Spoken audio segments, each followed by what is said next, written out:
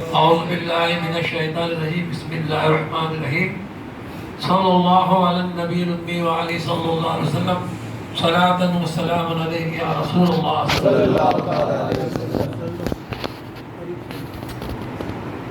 ہم امام اعظم ابو حنیفہ کے مسلک پہ چلنے والے لوگ ہیں۔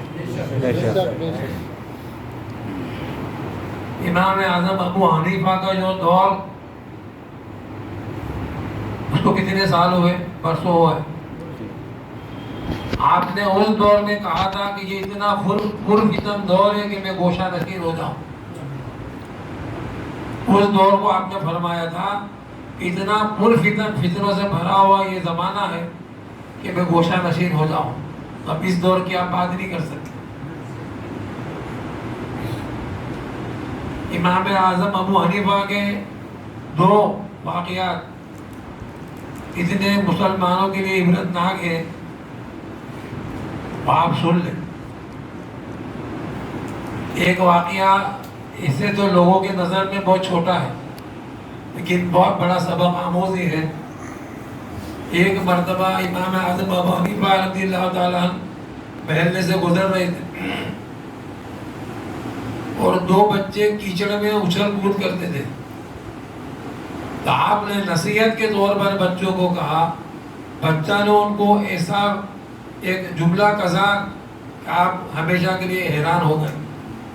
آپ نے فرمایا کہ بچوں سنبھل کر کھیلنا، کیچڑ ہے، پانی ہے، اس میں پیر آپ کا پھسل گیا تو تمہارے کپڑے خراب ہو جائیں گے، گندے ہو جائیں گے۔ وہ بچوں نے کہا کہ امام اعظم ہم تو بچے ہیں، ہم پھسلے تو صرف ہمارے کپڑے گندے ہوں گے، آپ ادھر مت پھسل جائیں ورنہ کی امت گمراہ ہو جائے گی۔ آپ حیران ہو گئے۔ یہ ایک واقعہ۔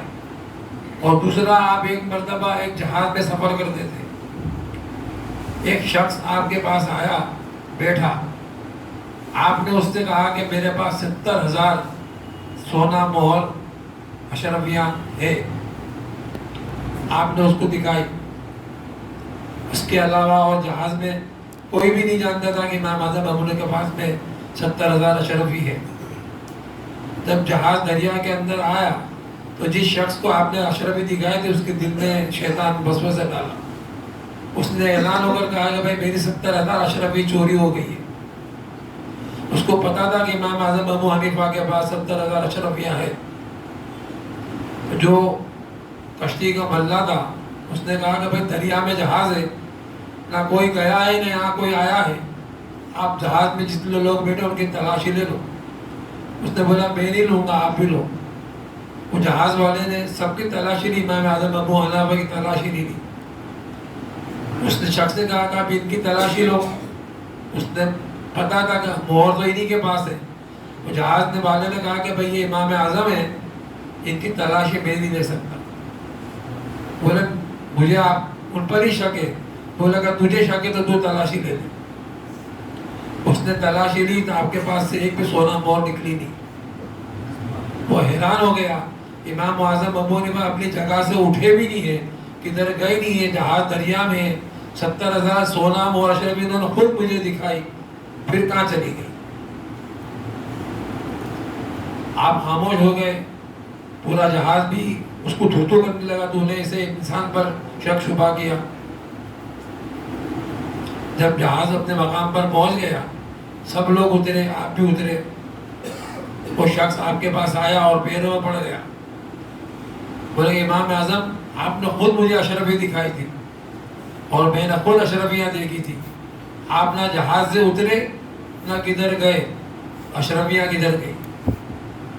آپ نے فرمایا کہ تو نے جیسے ہی اعلان کیا کہ میری 70,000 اشرفیاں گم ہو گئی ہے، میں نے اسی وقت پورا پورا دریا میں ڈال دیا۔